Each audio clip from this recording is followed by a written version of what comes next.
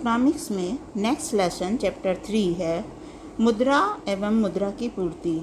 ये समष्टि अर्थशास्त्र का चैप्टर 3 है। इस लेसन में आप जिन विषय पे पढ़ेंगे, जिन टॉपिक पे, वो है मुद्रा और मुद्रा की पूर्ति। मुद्रा एवं मुद्रा की पूर्ति में विनिमय है, वस्तु विनिमय प्रणाली है, प्राचीन समय में विनिमय कैसा होता था, वस्तु विनिमय प्रणाली की कमियां हैं। फिर है आवश्यकताओं का दोहरा संयोग, मूल्य की सामान्य इकाई का अभाव, मूल्य संचय की समस्या, हस्तांतरण प्रणाली का अभाव, भविष्य में किए जाने वाले भुगतानों का अभाव। उसके अलावा मुद्रा के प्रकार हैं आदेश मुद्रा, न्यास मुद्रा, पूर्णकाय मुद्रा, साख मुद्रा। फिर मुद्रा के कार्य हैं जिसमें प्राथमिक अथवा प्रमुख कार्य और विनिमय का माध्यम है मुद्रा। इस विषय में आप पढ़ेंगे। इसके अलावा साख मुद्रा और प्राथमिक अथवा मुख्य कार्य में ये आपका रिपीट हो गया है। ये हेडिंग हमने अभी बताई थी प्रीवियस स्लाइड में। मूल्य की इकाई है गौण और सहायक कार्य में स्थगित भुगतानों का मान, मूल्य का संचय, मूल्य का हस्तांतरण। मुद्रा की पूर्ति के लिए फार्मूला है M1 बराबर जनता के पास करेंसी C प्लस मांग जमाए DD प्लस रिजर्व बैंक के पास अन्य जमाए OD। जनता के पास करेंसी, जनता की मांग जमाए अन्य जमाए मुद्रा की पूर्ति कौन करता है, इन सब विषयों में हम इस लेसन में पढ़ेंगे। ये मुद्रा और मुद्रा की पूर्ति के नोट्स हैं जिसमें सारा लेसन कवर हुआ है। आता है विनिमय। विनिमय मतलब अदला बदली। जैसे हम पैसे देके कोई सामान खरीदें, हमने एक व्यक्ति को पैसे दिए, उस व्यक्ति ने हमें सामान दिया, तो ये विनिमय कहलाता है।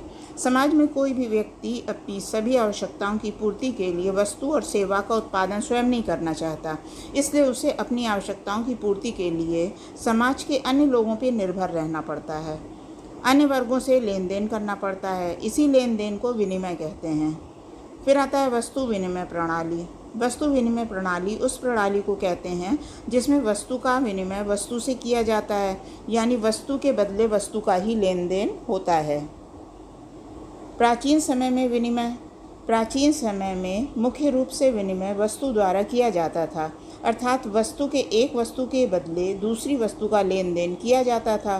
पुराने समय में लोगों की आवश्यकताएं कम थीं, इसी वजह से वस्तु विनिमय प्रणाली कारगर थी। लेकिन जैसे जैसे अर्थव्यवस्था का आकार बड़ा होने लगा और समाज की आवश्यकताओं में वृद्धि होने लगी, तो वस्तु विनिमय प्रणाली में कई कमियां सामने आईं। वस्तु विनिमय प्रणाली में जो कमियां आईं वो थी आवश्यकताओं का दोहरा संयोग लिखा है, संयोग है। आवश्यकताओं के दोहरे संयोग का अभिप्राय उस स्थिति से है जिसमें पहले व्यक्ति के पास उपलब्ध वस्तु दूसरे व्यक्ति की आवश्यकता की पूर्ति करती हो और दूसरे व्यक्ति के पास उपलब्ध वस्तु पहले व्यक्ति की आवश्यकता की पूर्ति करे। जैसे यदि किसी व्यक्ति के पास गेहूं है और उसे चावल की आवश्यकता है, तो उसे किसी ऐसे व्यक्ति को ढूंढना होगा जिसके पास चावल हो और उसे गेहूं की आवश्यकता भी हो। मूल्य की समान इकाई का अभाव। वस्तु विनिमय प्रणाली में किसी वस्तु का किसी अन्य वस्तु के आधार पर मूल्य निर्धारित करना मुश्किल होता था, क्योंकि मूल्य की समान इकाई का अभाव था।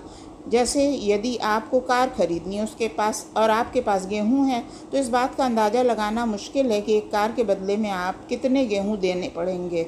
और दूसरी स्थिति में यदि किसी के पास चावल है तो वो इस कार के बदले में कितने चावल देगा। मूल्य संचय की समस्या। वस्तु विनिमय प्रणाली में मूल्य संचय करने के लिए व्यक्ति को वस्तुओं को इकट्ठा करके रखना पड़ता था, जिससे उसे वस्तुओं के खराब होने या होने वाली हानि और उसे लंबे दौर तक रखने के लिए व्यवस्था भी करनी पड़ती थी। हस्तांतरण प्रणाली का अभाव। वस्तु विनिमय प्रणाली में मूल्य का हस्तांतरण करना कठिन कार्य होता था, क्योंकि ऐसे में व्यक्ति को वस्तुओं को हस्तांतरित करना पड़ता था। भविष्य में किए जाने वाले भुगतानों का अभाव।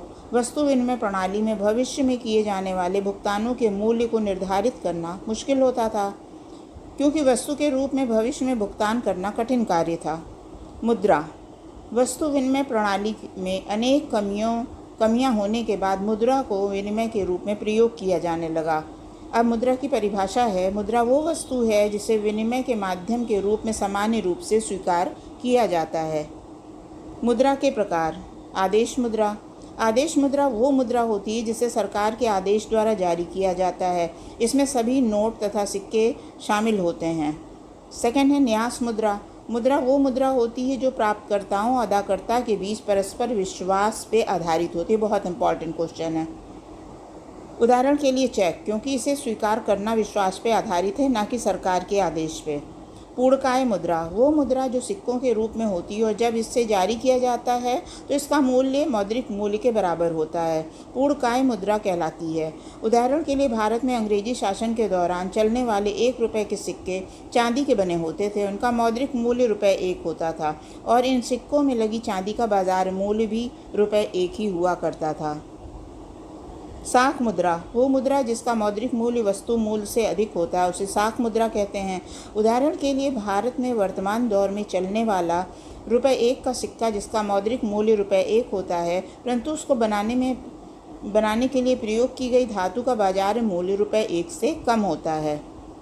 नोट, यदि किसी सिक्के का मौद्रिक मूल्य उस सिक्के को बनाने में प्रयोग की गई धातु के बाजार मूल्य से कम होगा तो लोग उस सिक्के को पिघलाकर उसकी धातु को बाजार में बेचने लगेंगे। इसी वजह से सिक्के को बनाने के लिए प्रयोग की गई धातु का मूल्य सदैव उसके मौद्रिक मूल्य से कम होता है। मुद्रा के कार्य। मुद्रा के कार्यों को मुख्य रूप से 2 भागों में बांटा जाता है।